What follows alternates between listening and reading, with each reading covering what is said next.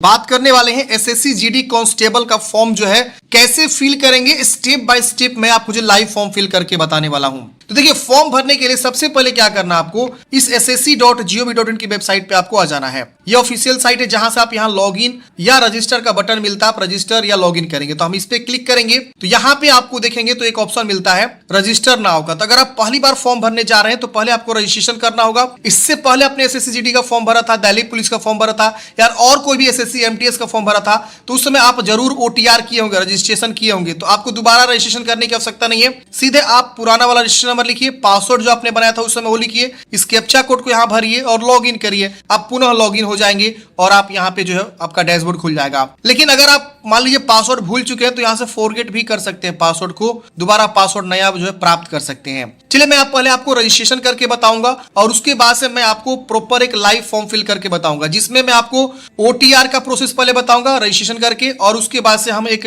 Live form भर के बताएंगे। बहुत ज्यादा गलती कर रहे हैं पोस्ट प्रेफरेंस देने में, तो पोस्ट प्रेफरेंस कैसे देना है ये हम आपको बताएंगे, किसको पहले देना है किसको लास्ट में देना है। साथ ही साथ हम बात करेंगे लाइव फोटो कैसे खींचना है, इसमें भी काफी ज्यादा समस्या आ रही है। इसके अलावा जो है ना ऑथेंटिकेशन किया जा रहा है, आधार ऑथेंटिकेशन, फेस जिसको ऑथेंटिकेशन बोलते हैं, जो कि वहां पे आएगा तो वो भी हम आपको मोबाइल से करके बताएंगे कि फेस ऑथेंटिकेशन आपको कैसे करना है। तो पूरा कंप्लीट वीडियो होगा। बस आपसे रिक्वेस्ट है वीडियो अच्छा लगे तो लाइक करिएगा, अपने दोस्तों को जरूर शेयर करिएगा, चैनल पहले चैनल सब्सक्राइब करिएगा। चलिए हम यहाँ रजिस्टर नाउ वाले ऑप्शन पे क्या करते हैं, क्लिक करते हैं। हमारा एक प्रकार से रजिस्ट्रेशन वाला पेज जो है ओपन हो जाएगा। ये आपके 4 स्टेप्स में जो है फॉर्म को कंप्लीट करना है, कंटिन्यू करेंगे। अब यहाँ पे देखिए आपका जो है वन टाइम रजिस्ट्रेशन यानी ओटीआर का जो है फॉर्म खुल के आ जाएगा। यहाँ पे पूछ रहा है कि आपके पास आधार कार्ड है तो यस करेंगे वरना नो करेंगे। अगर आधार कार्ड है तो मैं कहूंगा आधार कार्ड दीजिएगा। तो अगर जिनके पास आधार कार्ड नहीं है वो यहाँ पे प्रूफ के तौर पे यहाँ देख सकते हैं अलग अलग डॉक्यूमेंट्स आपसे मांगे जाते हैं, जिसमें बताया गया इसमें से कोई एक डॉक्यूमेंट्स आपको यहाँ पे अटैच करना होगा। फिर फोटो और यहाँ पे जेंडर प्रूफ के तौर पे आपका लिविंग सर्टिफिकेट या बर्थ सर्टिफिकेट या वोटर आईडी कार्ड कोई एक आपको देना होगा।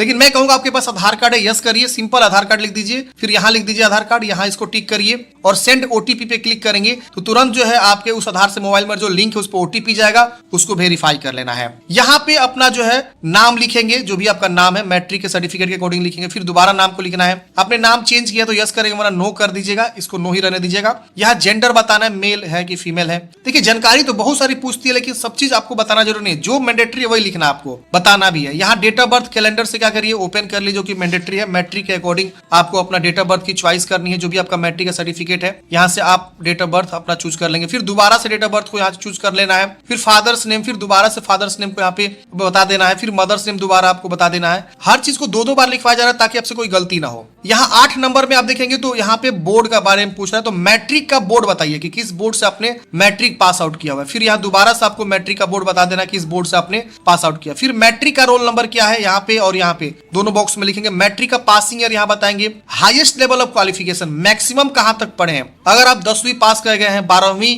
पढ़ रहे हैं तो 10वीं चूज करिएगा, लेकिन 12वीं कंप्लीट हो चुका है तो 12वीं चूज कर लीजिएगा। यहाँ पे अगर 12वीं कंप्लीट नहीं हुआ है तो आप यहाँ पे मैट्रिक ही रहने दीजिएगा। अगर आप ग्रेजुएशन भी कंप्लीट कर चुके तो ग्रेजुएशन भी आप यहाँ पे चुनाव कर सकते हैं। तो अपने अकॉर्डिंग जो भी जहां तक आपने पढ़ाई किया वो आप यहाँ से चुनाव कर सकते हैं। फिर यहाँ अपना मोबाइल नंबर लिखेंगे, फिर अपना ईमेल आईडी लिखेंगे। तो फ्रेंड्स आप यहाँ पे देख सकते हैं मैंने यहाँ पे मोबाइल नंबर लिख दिया, यहाँ पे ईमेल आईडी लिख दिया। जैसे हमने यहाँ पे जानकारी लिखा ना, यहाँ पे एक सेंड ओटीपी का बटन इनेबल हो गया। हम अगर इस पे क्लिक करेंगे ना तुरंत जो है ओटीपी चला जाएगा उस मोबाइल नंबर पे। फिर यहाँ पे सेंड ओटीपी पे क्लिक करेंगे तो तुरंत ईमेल आईडी पे उस ओटीपी पे चला जाएगा, उस ईमेल पे ओटीपी। तो हम क्या करेंगे इन दोनों ओटीपी को लिखेंगे और सेव नेक्स्ट करेंगे। तो देखिए फ्रेंड्स इस प्रकार से जो हमने ओटीपी लिखा यहाँ पे वैलिडेट का बटन भी इनेबल हो जाएगा। हम इस पे वैलिडेट कर देंगे, ये दोनों ओटीपी वैलिडेट हो गया। अब हम क्या करेंगे यहाँ पे सेव नेक्स्ट करेंगे। हमारा अगला स्टेप अब जो है खुल जाएगा। ये देखिए हमारा जो है पर्सनल डिटेल सबमिट हो गया है, ओके करेंगे। अब यहाँ पे आपको एक रजिस्ट्रेशन नंबर भी प्राप्त हो जाता है, आप इसका स्क्रीनशॉट ले लेंगे या जो है मोबाइल पे भी अगर आप स्क्रीनशॉट लेना चाहते हैं या फोटो खींच लीजिएगा या इसको नोट कर लीजिएगा।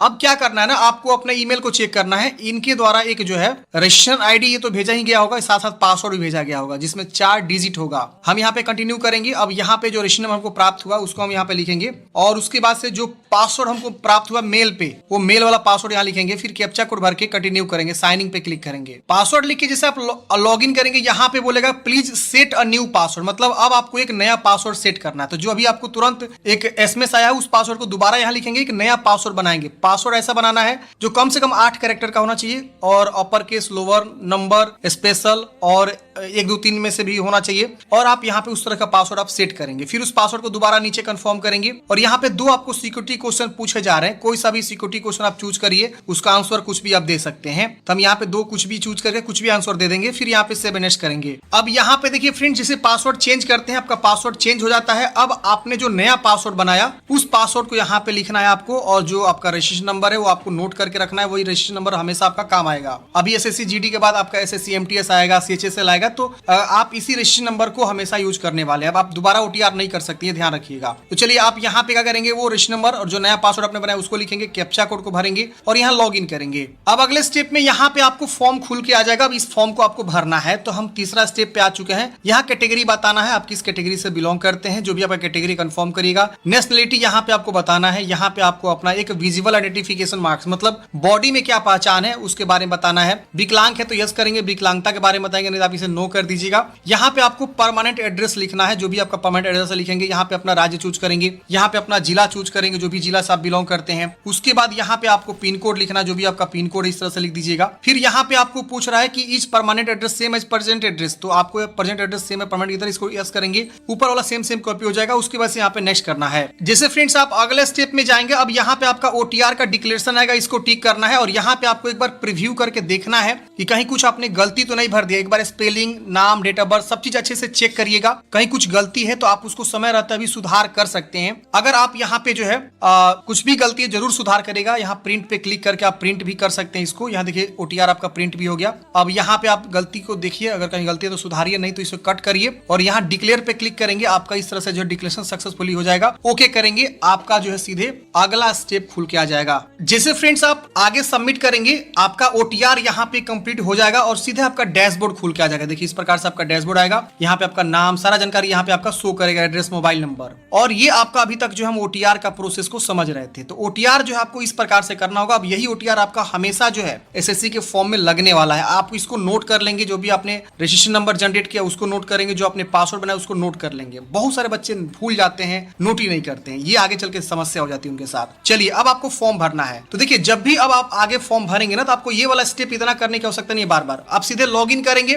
जैसे मान लीजिए यहाँ पे आप आए, यहाँ कॉर्नर पे लॉग इन पे क्लिक करेंगे, रजिस्ट्रेशन नंबर, पासवर्ड लिखिए, कैपिटल लॉग इन करिए, डैशबोर्ड आ जाएगा। आपको ओटीआर करने की आवश्यकता नहीं है। जो लोग पहले से इतना प्रोसेस करके रखे हुए हैं उनको यहाँ पे सीधे क्या करना है, लॉग इन कर लेना है। चलिए लॉग इन हमने कर लिया है। अब यहाँ पे हम जो है नीचे आएंगे, लाइव एग्जामिनेशन पे देखेंगे तो यहाँ पे एसएससी जीडी का जो है वैकेंसी आपको दिख जाएगा। और यहाँ पे इसका इंपोर्टेंट डेट जो है 31 दिसंबर है। अप्लाई वाले ऑप्शन पे क्लिक करेंगे, यहाँ पे इंस्ट्रक्शन जो है खुल के आ जाएगा। अप्लाई पे क्लिक करते हैं फ्रेंड्स, इंस्ट्रक्शन आ जाएगा। यहाँ पे आपको फिल फॉर्म पे क्लिक करना है। यहाँ पे देखिए आपका सारा पर्सनल जानकारी ऑटोमेटिक जो है 1 से लेकर 18 तक ऑटोमेटिक फिलअप रहेगा, जो कि ओटीआर से डाटा जो है उठाया हुआ है, जो कि नॉन एडिटेबल है, आप इसे एडिट नहीं कर सकते हैं। अब यहाँ पे आप नीचे आएंगे, यहाँ नेक्स्ट का बटन मिलेगा, नेक्स्ट वाले ऑप्शन पे क्लिक करेंगे, डाटा सक्सेस हो जाएगा, ओके करेंगे। अब यहाँ पे आपको जो है हाईएस्ट क्वालिफिकेशन पूछेगा, तो आप यहाँ पे हाईएस्ट कहाँ तक पढ़े हैं वो बता देंगे। और यहाँ पे जो इस भर्ती के लिए आपको फॉर्म भरने के लिए जो क्वालिफिकेशन चाहिए वो सिर्फ 10th चाहिए। तो 10th ऑटोमेटिक यहाँ पे उठाया हुआ है, पासिंग ईयर, आपका जो है बोर्ड का नाम, ये सब ओटीआर से उठाया हुआ है, आप यहाँ पे देख सकते हैं। फिर आपको जो है रोल नंबर यहाँ पे शो हो रहा है, आप देख सकते हैं। फिर यहाँ पे आपको बताना है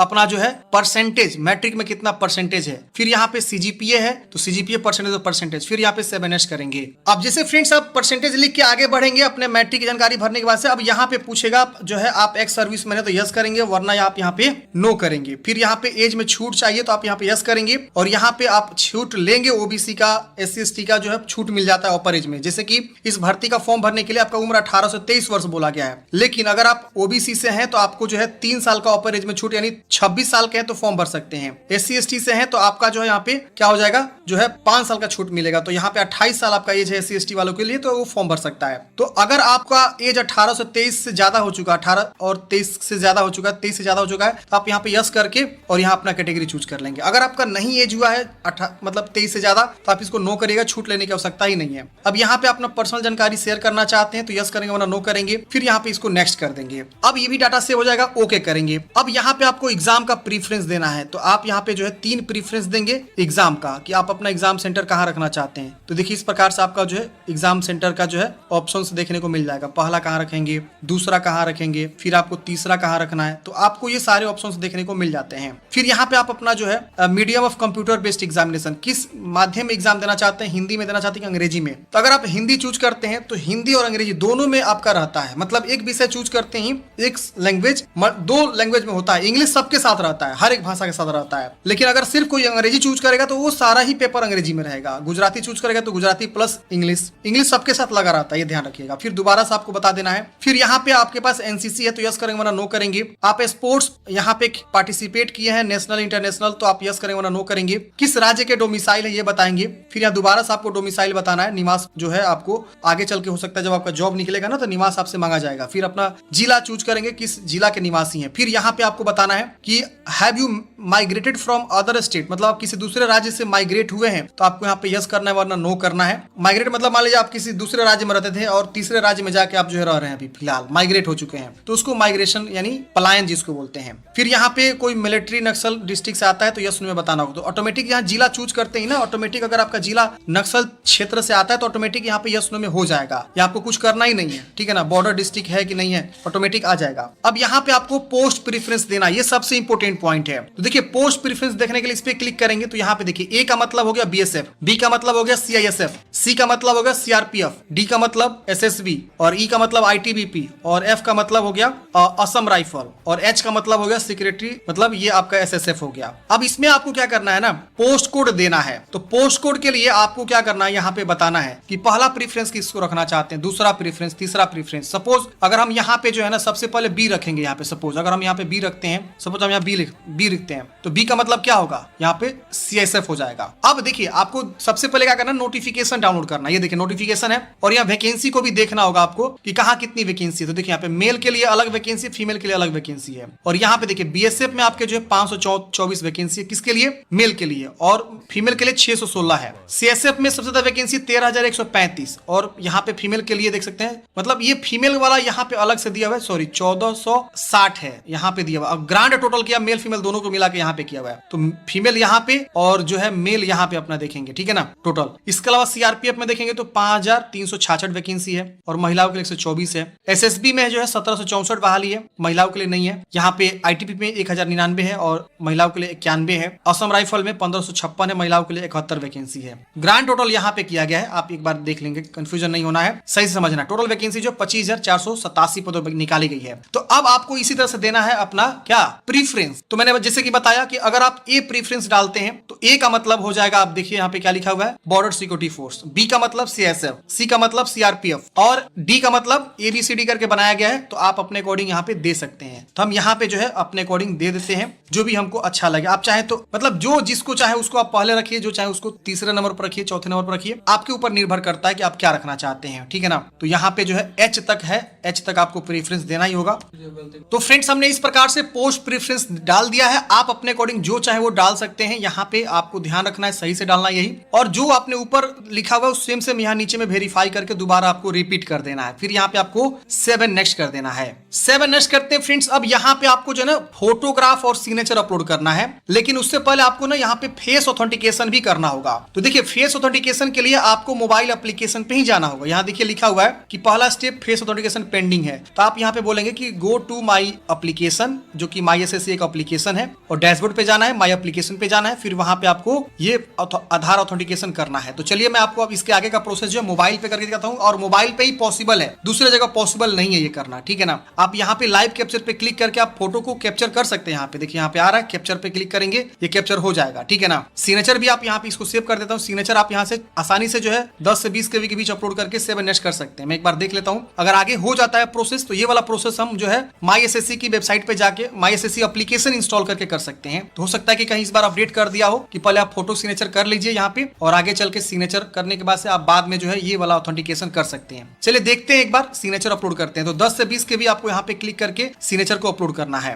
तो इस तरह से आप फोटो सिग्नेचर को यहाँ पे लगा देंगे। उसके बाद यहाँ पे आपको 7 नेक्स्ट करना है। यहाँ पे भी देखिए फेस ऑथेंटिकेशन पेंडिंग बता रहा है, ये आगे नहीं बढ़ेगा। तो अब चलिए मैं आपको ले चलता हूँ मोबाइल के स्क्रीन पे और इस सारा प्रोसेस बताऊंगा। हम कैप्चर वहां पे भी करेंगे लाइव को, और सिग्नेचर वहां पे भी अपलोड करेंगे। फिर ऑथेंटिकेशन करने के बाद ये सारा प्रोसेस करके हम आगे के प्रोसेस को मोबाइल से सबमिट करते हैं। देखिए फ्रेंड्स हम मोबाइल स्क्रीन पे आ चुके हैं। यहाँ पे देखिए एक आपका प्ले स्टोर का जो है एप्लीकेशन होता है, इसको आप ओपन करेंगे। यहाँ पे आपको क्या करना है, सर्च करना है। क्या सर्च करना है, माई एसएससी। यहाँ गए लिखेंगे माई एसएससी। ध्यान से देखिएगा, सब आपको समझा देंगे अच्छे से। अब यहाँ देखिए माई एसएससी इस तरह से आ जाएगा, इसको आपको इंस्टॉल कर लेना। मैंने ऑलरेडी इंस्टॉल किया हुआ है, तो यहाँ पे हम क्या करेंगे, इसको ओपन करेंगे। और एक चीज और ध्यान रखना है, इसको इंस्टॉल करने के पहले आपको एक और एप्लीकेशन इंस्टॉल करना है, फेस आरडी सर्विस। क्या? फेस आरडी सर्विस, तभी आपका फेस ऑथेंटिकेशन होगा। अब इसके लिए क्या करना होगा, फिर प्ले स्टोर पे जाते हैं हम और यहाँ पे फिर से सर्च करेंगे फेस आरडी सर्विस। क्या? Face RD service. देखिए ये एप्लीकेशन है, इसी को इंस्टॉल करेंगे तभी जाके आपका फेस ऑथेंटिकेशन इस प्रकार से आपको करना होगा। तो हम इसको इंस्टॉल करेंगे, यहाँ इंस्टॉल कर लेंगे। गवर्नमेंट का जो एप्लीकेशन है, यूआईडीआई के द्वारा बनाया गया है। आप जो भी एप्लीकेशन इंस्टॉल करते हैं ना, बहुत सारी गवर्नमेंट का भी एप्लीकेशन होता है। तो देखिए हमने इसको इंस्टॉल कर लिया हुआ है, और जैसे आप इंस्टॉल करेंगे ना, आपके मोबाइल के बैकग्राउंड में चलने लगता है, आपको इसको ओपन नहीं कर पाएंगे, ये ऑटोमेटिक आपके मोबाइल में सेट हो गया। अब चलिए, अब आपको ये अपडेट मांग रहा है मेरा मोबाइल, कोई बात नहीं, हम आते हैं इस एप्लीकेशन पे। एसएससी का एप्लीकेशन जैसे कि मैंने बताया इंस्टॉल कर लेना है। इंस्टॉल करने के बाद से आप यहाँ पे लॉगिन वाले ऑप्शन पे फिर से क्लिक करेंगे। जो आपको रजिस्ट्रेशन नंबर मिला था उसको यहाँ लिखेंगे, जो आपने पासवर्ड बनाया था वो लिखेंगे, फिर इस कैप्चा कोड को यहाँ भर के यहाँ पे लॉगिन करेंगे। तो मैंने बताया ना फ्रेंड्स, जो रजिस्ट्रेशन नंबर है उसको नोट करके सही से रखना है, क्योंकि बार बार जो है आपको आवश्यकता पड़ेगा। चलिए हम यहाँ पे लॉगिन कर लेते हैं, ताकि जो है आपको आसानी से हम समझा सके सारी चीजों को। तो देखिए फ्रेंड्स, हमने यहाँ पे लॉगिन कर लिया है। यहाँ पे आपका जो है डैशबोर्ड इस प्रकार से शो हो जाता है। यहाँ पे आपको जो है इस प्रकार से डैशबोर्ड का एक बटन भी देखने को मिलता है। आप इस पे क्या करेंगे, क्लिक करेंगे। जैसे आप इस पे क्लिक करेंगे, जो अभी आप फॉर्म भर रहे थे वो यहाँ पे आपका शो हो जाएगा। तो आप यहाँ पे अप्लाई बटन पे क्लिक करेंगे, लोडिंग लेगा। यहाँ बोल रहा है कि आपका एप्लीकेशन पेंडिंग है, ओके करते हैं आप। ओके करने के बाद से अब आपको यहाँ पे क्लिक करना है, माई एप्लीकेशन। देखिए ऊपर में दिख रहा है, यहाँ से आपको जाना है, कंटिन्यू करना है। तो आप यहाँ पे कंटिन्यू वाले ऑप्शन पे क्लिक करेंगे। अब आपका फिर से वो सारा स्टेप्स यहाँ पे रिपीट होगा। आपको सीधे क्या करना है ना, सेव एंड नेक्स्ट करते हुए आगे बढ़ते चले जाना है। सब सेव एंड नेक्स्ट करते जाना है, आगे बढ़ते जाना है। सारा ऑप्शन आपको फिलअप मिलेगा ऑलरेडी। जी हाँ दोस्तों, सारा ही ऑप्शन फिलअप। सीधे आपका ये वाला ऑप्शन आ जाएगा, पांचवा ऑप्शन, जहां से आपको फेस ऑथेंटिकेशन करना है। तो आप इसको टिक करेंगे। यहाँ पे देखिए फेस ऑथेंटिकेशन का ऑप्शन मिलेगा, आप इस पे क्लिक करेंगे और यहाँ पे देखिए दो ऑप्शन आपको मिल रहा है। आधार एक एप्लीकेशन आपके पास है तो उसके थ्रू भी कर सकते हैं, और फेस आरडी सर्विस है। तो हम क्या करेंगे, फेस आरडी हम यहाँ पे चूज करके जस्ट वन पे क्लिक कर देंगे। अब यहाँ पे अलाउ करना है, इस तरह से इनिशिएटिंग आपका हो जाएगा। 5 ऑप्शंस आपको खुल के आ जाएंगे। इस प्रकार से बोल रहा है कि आपको चेहरे को सही से लाना है और यहाँ पे आपको टिक करना है, और जैसे चेहरा सर्कल में आएगा ना, ग्रीन होगा, तो आपको यहाँ पे आंख को ब्लिंक करना है, ये बोल रहा है। तो हम इसको टिक करेंगे, प्रोसीड कर। जैसे मैंने यहाँ पे आंख ब्लिंक किया ना, ऑटोमेटिक कैप्चर हो गया, देख रहे ना। अब जैसे हम यहाँ पे सेव एंड नेक्स्ट करेंगे, हमारा हो जाएगा। तो चलिए हम इसको फेस ऑथेंटिकेशन कर लेते हैं। आपको कुछ नहीं करना, सिर्फ इस पे क्लिक करेंगे और यहाँ पे कैप्चर कर लिया, सीधे नेक्स्ट करेंगे। फेस ऑथेंटिकेशन करके जैसे आप सेव एंड नेक्स्ट करेंगे, अगला स्टेप आपका ये सक्सेस हो जाएगा। अब आपको ओके करना है। ओके करते ही अब आपको कैप्चर करना है लाइव फोटो। अब कैप्चर कैसे करना है लाइव फोटो को, तो यहाँ पे देखिए आपको एक बटन मिलता है कैप्चर लाइव फोटो को। आप इस पे क्लिक करेंगे और नीचे में आपको सिग्नेचर अपलोड करना है। तो अगर आपके पास सिग्नेचर नहीं है तो एक सादे पेज पे सिग्नेचर करिए और उसका साइज जो है 10 से 20 KB बना लीजिए, जेपीजी फॉर्मेट में, ठीक है ना। और उसको आप जो है किसी भी सादे पेज पे लिख के कर सकते हैं। चलिए कैप्चर कैसे करना है, इस पे हम क्लिक करेंगे, अलाउ कर देंगे। साइज करने के लिए गूगल में जाएंगे, सर्च करेंगे KB रिसाइज, ये वाला एप्लीकेशन आपको मिलेगा, देख रहे हैं ना, सबसे ऊपर वाला। अब यहाँ पे जो भी आपका फोटोग्राफ है आप यहाँ पे सिलेक्ट करेंगे और यहाँ KB आपको लिख देना। आपको बोला गया 10 से 20 KB, तो 15 KB आप यहाँ पे क्या करेंगे, लिख देंगे। और इसको रिड्यूस पे क्लिक करेंगे ना, ऐड आएगा, इस पे क्लोज कर दीजिएगा। यहाँ पे रिड्यूस पे क्लिक करेंगे ना, तो आपका ये सिग्नेचर जो है रिसाइज हो जाएगा। तो आप इस प्रकार से सिग्नेचर को रिसाइज कर सकते हैं। पिक्सल भी आप बना सकते हैं, यहाँ से पिक्सल है, सेंटीमीटर में करना, किस में करना है, आप यहाँ पे आसानी से कर सकते हैं, समझ रहे ना। तो ऐसे आपको जो है कर लेना है। तो फ्रेंड्स हमने यहाँ पे जो है आसानी से फोटो, सिग्नेचर और फेस ऑथेंटिकेशन कर लिया है। अब यहाँ पे देखिए आपका जो है इस तरह से जो है सारा चीज सक्सेसफुली लिख दिया है। अब आपको ओके कर लेना है। अब यहाँ पे जो भी आपकी जानकारी है वो सारा चीज यहाँ शो होता है। एक बार वेरीफाई करेंगे, कहीं कुछ गलती है तो प्रीवियस जाके सुधारेंगे, नहीं गलती है तो यहाँ पे सेव एंड नेक्स्ट कर देंगे। अब यहाँ आपको आ जाएगा आई एग्री करने का ऑप्शन, आई एग्री वाले ऑप्शन पे क्लिक करेंगे। फिर जो है इस कैप्चा कोड को यहाँ पे भरना है और उसके बाद से आपको क्या करना है, सबमिट कर देना है। सबमिट करते हैं फ्रेंड्स, आपका इस प्रकार से जो है फॉर्म सबमिट हो जाएगा। अब यहाँ पे लिख रहा है कि वेरिफिकेशन पेंडिंग। तो देखिए ये अब एसएससी वालों का काम है कि आपका डिटेल्स वेरीफाई करके एडमिट कार्ड जारी करना, एग्जाम सिटी जारी करना। अब आपको कुछ नहीं करना, यहाँ पे आपको बोल रहा है कि प्रिंट करने के लिए आवेदन फॉर्म आप एसएससी की जो वेबसाइट है, वेब ब्राउजर ssc.gov.in, वहां लॉगिन करके अपना प्रिंट आउट निकाल लेंगे।